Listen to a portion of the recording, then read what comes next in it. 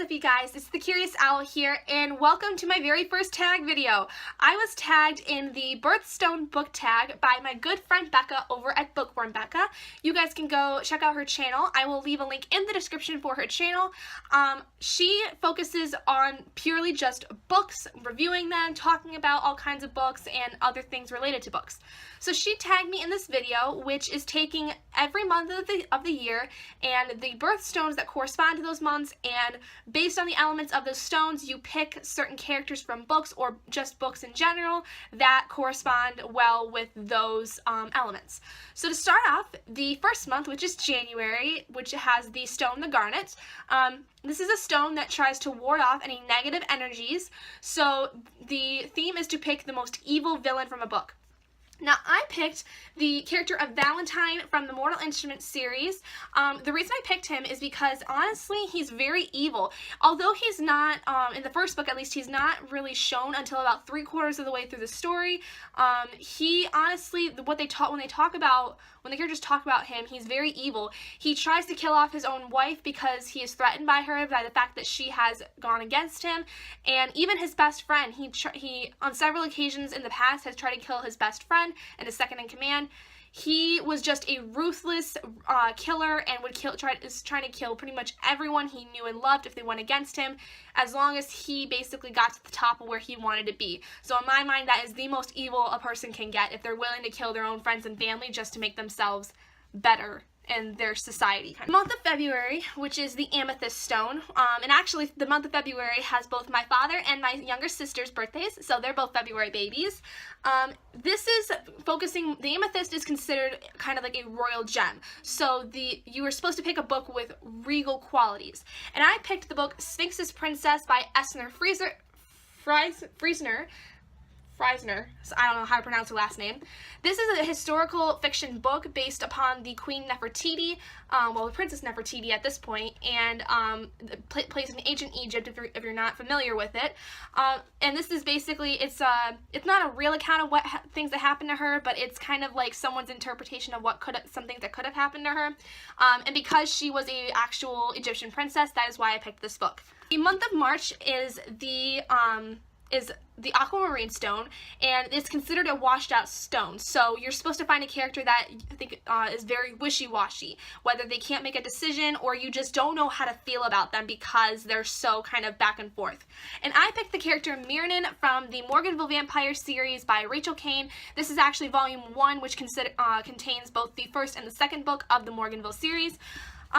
The character of Myrnin is a very strange one. He is a vampire, he's a very old vampire, and he's an alchemist.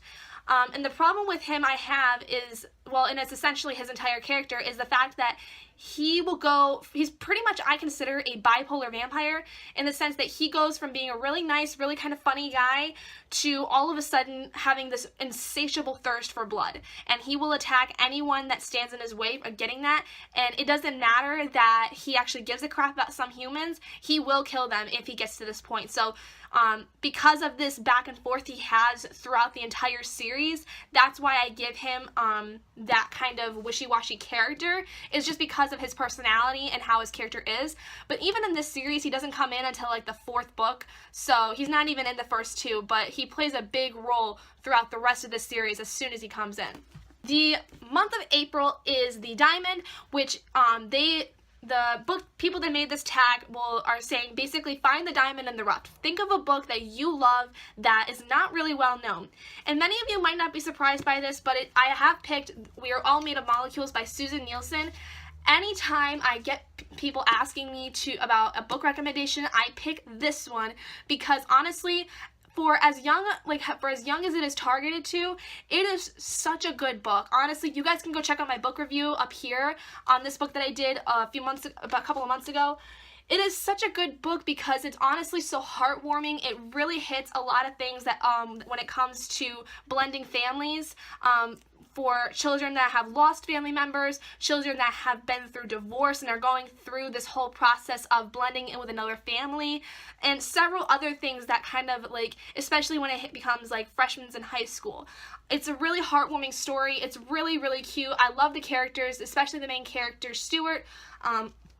excuse me. So I highly recommend this book, and it's not even that well known. It's only been out for a couple of months, and I honestly won this in a contest. I won this copy in a contest that I entered, and I was very surprised at how good this book was. The month of May, which is the Emerald, and actually the month of May is not only the month of Mother's Day, but it is the month of my mother's birthday.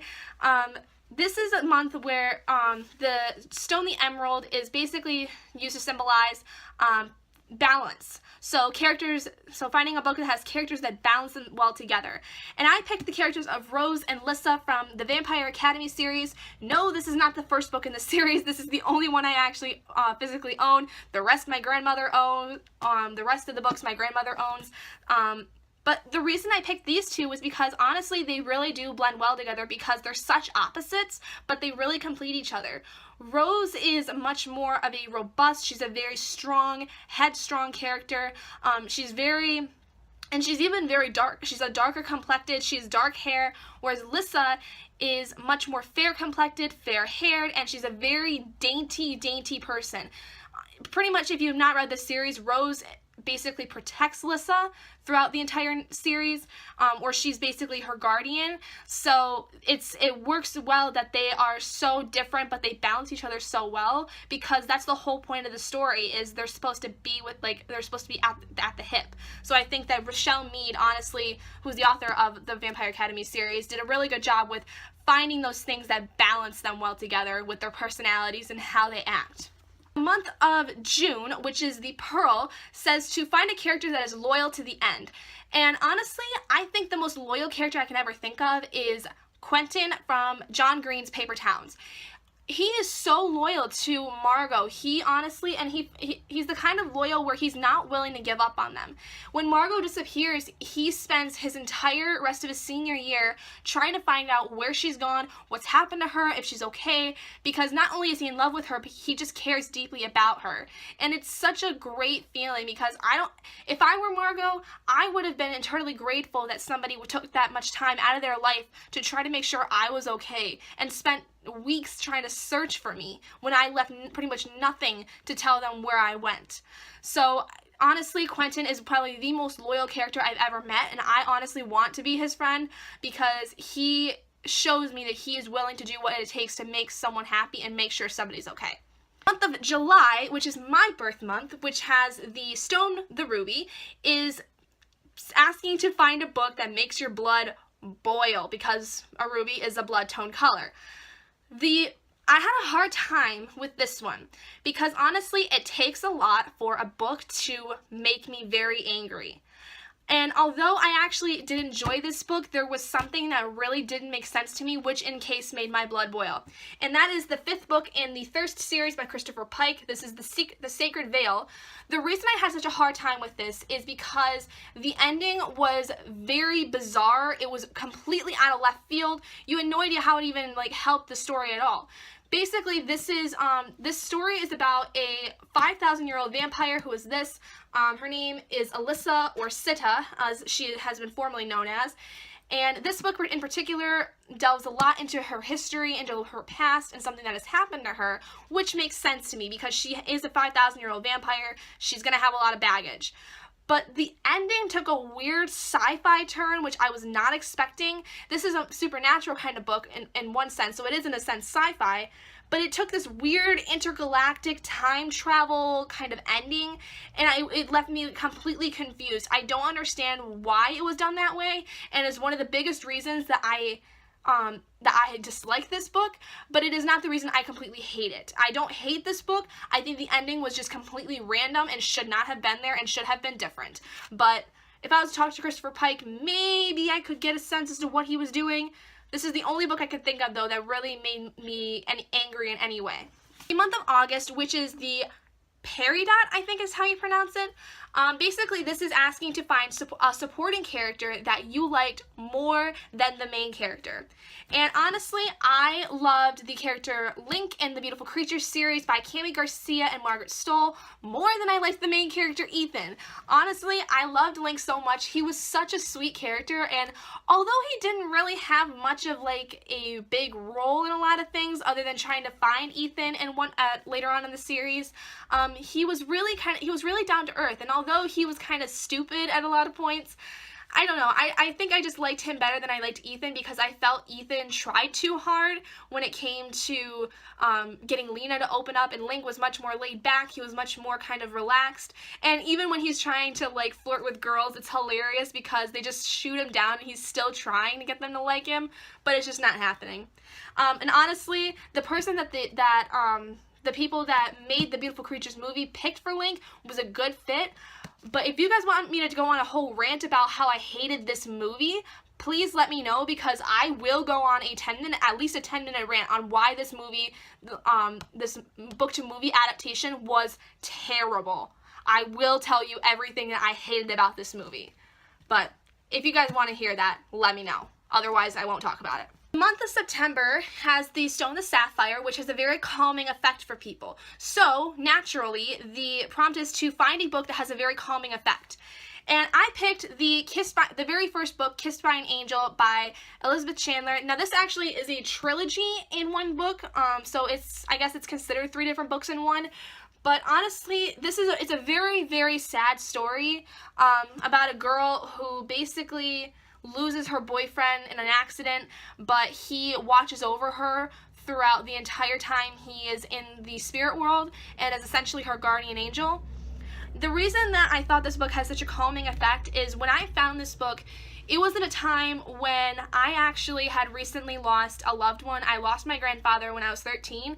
So reading this book for me gave me such a nice way to kind of cope, because it made me feel more at peace with what happened and made me realize that maybe he is kind of watching over me and watching me go through my life still. So it was the fact that I read this at a time in my life when I was very upset with losing my loved one, that it really calmed me down, and it really made me appreciate the people I had around me still, and the fact that I can still feel him every day no matter what, whether he's really there or not. And honestly, this is, as you guys can probably tell, this book has been well loved. It's been read by several of my friends because I've recommended it to them so much, and they have all had nothing but great reviews of it themselves. The month of October is the Stone the Opal, so the prompt was to find an iridescent kind of book, something on the book that is like very iridescent. The only one I had, unfortunately, was the book Shadowland by Alison Noel, and you guys can see if I move it in the light, there's this kind of sparkle, this shiny spot right here where this gem is. Honestly, this is like the 4th or 5th book in the Immortal series by Alison Noel, and I can't really talk about it without going too much into detail of the past of it. All I can say is that it's essentially, the story of the whole series is there's this girl who is able to see auras and is able to read minds, and she meets this guy that understands exactly what she's going through and finds out that she actually has lived several lives with this one guy. And this is like the 4th or 5th book in the series, and yeah, honestly, I really like this series. I would recommend it to anyone interested in kind of like this weird, like, supernatural psychic kind of thing going on, because this is essentially what this is. The month of November is the Topaz, which represents resilience. So you're just supposed to find a character that has kind of risen through all kinds of adversity and has managed to come out at least somewhat okay. And actually, I'm going to go with the same suggestion that Becca made in her book tag, which was the character of Sophia from The Merciless by Danielle Vega. Honestly, this book is probably the scariest book I have ever read. If any of you guys are into horror movies or like Exorcist movies kind of thing, this is a book for you, and this is perfect for Halloween. Because honestly, this is a book about a girl, Sophia, who moves to a new school and befriends a popular group at the school and finds out that there's another girl that these girls think is possessed by the devil. So they try to perform an exorcism on her, and crap hits the fan, and basically she has to try to get out of this house like with her life intact still.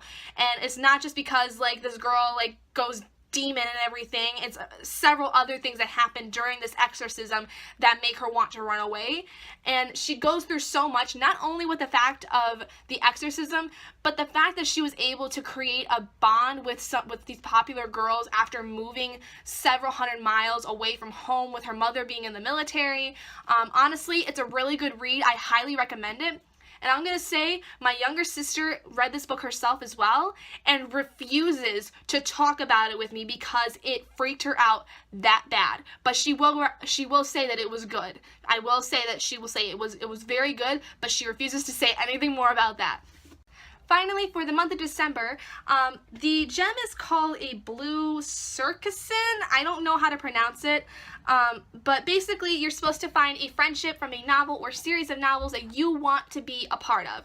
Becca actually recommended the friendship of Harry, Ron, and Hermione from the Harry Potter series, and while I would 100% agree with that because they're the best trio I've ever heard of, I will have to say I think my bigger favorite is, if that's even like grammatically correct, I don't even know, but I would rather be with the Colonel and Miles and Alaska and that whole group from John Green's Looking for Alaska. The reason behind that is because I honestly fell in love with the friendship that they made throughout their school year before Alaska had her accident.